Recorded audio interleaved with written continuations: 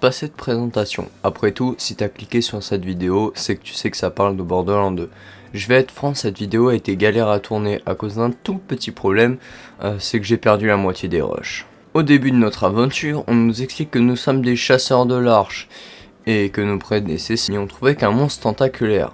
Mais nous, on nous raconte que l'arche contiendrait bien plus que ce pouvoir, et qu'on n'est pas les seuls à le chercher. En effet, l'antagoniste principal, le Bojack, tentera par tous les moyens d'éliminer tous les chasseurs de l'arche. L'aventure commence donc avec une des meilleures intros qui soit, nous présentant les différents personnages jouables, c'est-à-dire Tom Cruise, une meuf avec les cheveux bleus qui tire probablement son pouvoir de la Monster, un portugais un peu trop excité, un micro ninja pouvant se rendre invisible, et qui est un chiffre. Non, c'est pas moi qui le dis, c'est le jeu. Il y avait aussi un gros musclé et une gamine bizarre, mais eux on s'en fout. L'histoire commence donc avec Claptrap, c'est le robot chiant là tout jaune, qui nous accompagne, nous réveillant dans la neige. Tout le début n'est qu'un gros didacticiel, il se fait voler son œil par un Yeti, on le récupère, on tue plein d'ennemis, et on rencontre un certain Sir Hammerlock qui a l'amabilité de remettre son œil en place. Le temps de tuer Passepartout et le gars dans son camp en utilisant la technique de je te tourne autour.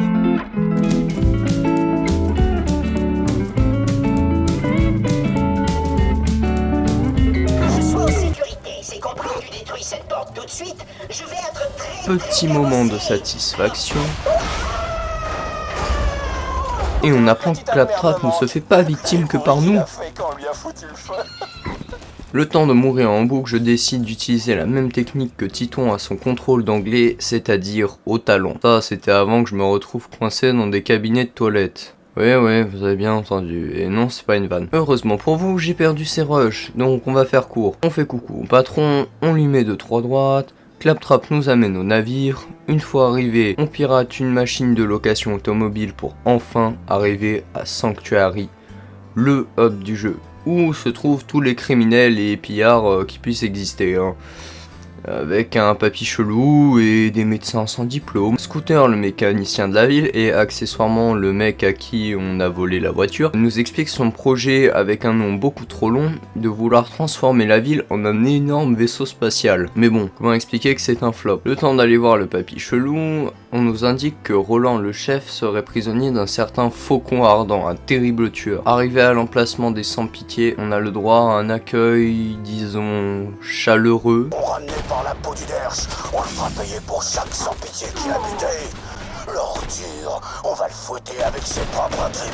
Le temps de tuer quelques ennemis en suivant les mecs sur des planches, quand enfin on arrive dans la planque du Faucon Ardent qui s'appelle en fait Lilith et qui est une sirène. Alors non, dans ces jeux, les sirènes, elles ont pas une queue de poisson, mais des pouvoirs et des tatouages hawaïens. Et elles semblent se recharger grâce à de l'iridium. C'est le lingot violet bizarre qu'on échange au vieux papy. Lilith nous indique que Roland est son ex-fiancé et tente de nous téléporter à son emplacement sans grand succès. Arrivé à la base des sans-pitié, nous tentons d'entrer en klaxonnant. Malheureusement pour nous, il ne laisse entrer que les voitures qui ressemblent aux leurs. Scooter nous dit d'aller voir sa sœur qui pourrait régler le problème. Et me voilà prêt à m'infiltrer dans leur base. Et malheureusement pour le boss de la zone, mon intelligence supérieure et surtout ma voiture et les 36 000 missiles qui sont dessus en sont venus à bout plus facilement. Le temps d'exterminer tous les ennemis qui se dressent sur ma route, après avoir utilisé la technique secrète de ça passe ou ça casse, je me retrouve à devoir affronter des robots d'Hyperion. Heureusement pour moi, les deux ennemis se battent entre eux. Après une course effrénée, j'arrive enfin au boss qui retient Roland. Malheureusement pour moi, il a décidé de me les briser. En effet, il possède un shield qui se régénère grâce à des petits vaisseaux et peut faire spawn à l'infini et autant de fois qu'il le veut des robots venant me gêner. Et bon, l'espace en même temps il est petit donc ça aide pas. Malheureusement, il décide de se casser un peu plus loin. Petit moment de voiture et séance au snipe quand enfin le vrai combat peut commencer.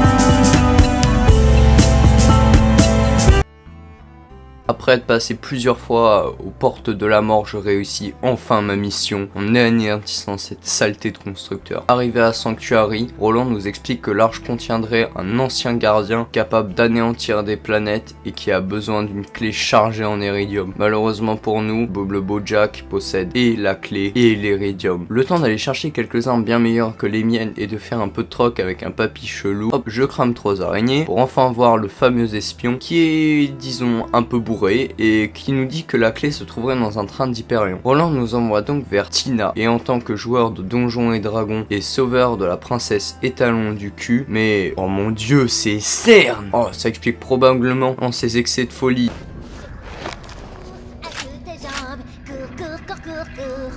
Et en même temps, vivre seule dans un garage, ça aide pas. Au point qu'elle vit avec ses amis imaginaires, qui sont des peluches. Là, c'est Kaline aux griffes pâteuses, et là, c'est Elvire la béquille. Ces nanas en ont dans slip. Elles peuvent arrêter le train pour toi.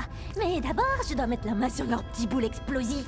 Et malheureusement, les bandits les ont pécho l'autre jour. Va les chercher!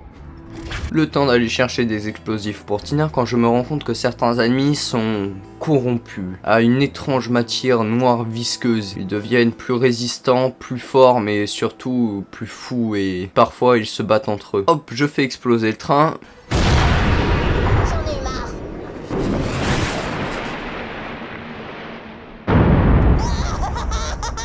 Crevez les petits chatons!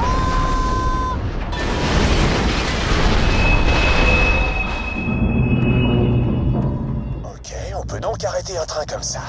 La clé de l'arche est là-haut sur cette barrière de glace. Grimpe sur l'épave pour l'atteindre. Grimpe sur le tuyau pour monter dans le loco. C'est moi qui ai écrit ça. Mais ça paraît trop facile, trop silencieux, quand soudain sortant du sol, Willem, un robot humanoïde géant. Roland nous ordonne d'annuler la mission, nous expliquant que par le passé il l'avait déjà combattu mais que ça avait été un échec. Ce fut dur, tout comme le constructeur, il pouvait créer son shield avec un arsenal varié, bombes, lasers, missiles et une allonge terrifiante. Mais...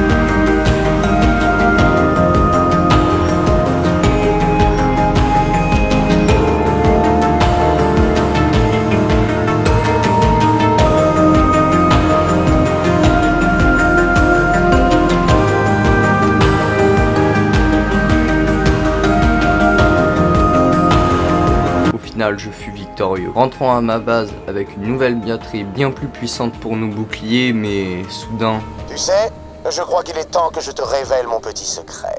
L'ange, elle bosse pour moi. Réduction des boucliers de Sanctuary en cours, Jack. Changement de phase en cours. ChatGPT qui nous encourageait depuis le début n'était qu'un piège. À présent, Sanctuary était sans défense contre les tirs de Jack. Roland ordonne que l'on fasse décoller Sanctuary. Lilith, chargée en iridium, nous téléporte à l'extérieur quand soudain... Désolé, c'était un accident. On se retrouve de l'autre côté, promis. Scooter, vas-y. Obligé, je balance une réplique culte. Autolac!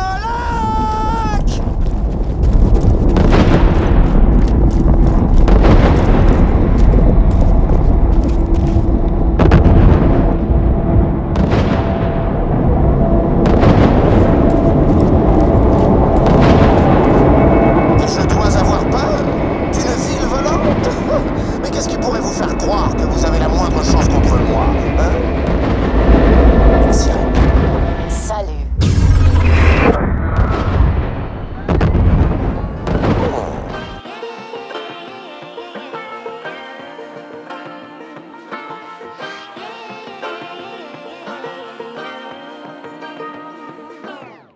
I like to be educated, but I'm so frustrated. Hello to my loneliness. I guess that ignorance is